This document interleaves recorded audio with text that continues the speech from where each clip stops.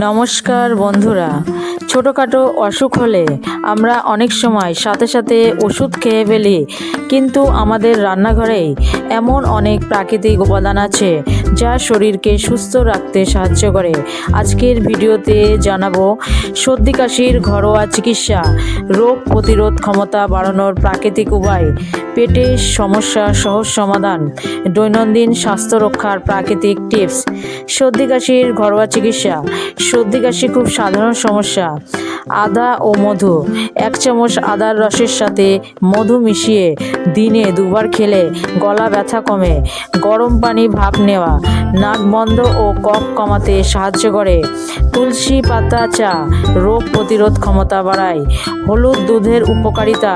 হলুদে রয়েছে প্রাকৃতিক অ্যান্টিব্যাকটেরিয়াল উপাদান। রাতে ঘুমানোর আগে 1 গ্লাস গরম দুধে আধা চামচ হলুদ মিশিয়ে পান করলে ঠান্ডা কমে, শরীরের ব্যথা কমায়, রোগ প্রতিরোধ ক্ষমতা বাড়ায়। হজম সমস্যা ও গ্যাসের ঘরোয়া সমাধান। জিরা পানি। খাবারের পরে জিরা সেদ্ধ পানি হজমে সাহায্য করে। লেবু ও গরম পানি পেট পরিষ্কার রাখতে কার্যকর। পুদিনা পাতা গ্যাস ও অম্বল কমায়। রোগ প্রতিরোধ ক্ষমতা বাড়ানোর প্রাকৃতিক উপায়।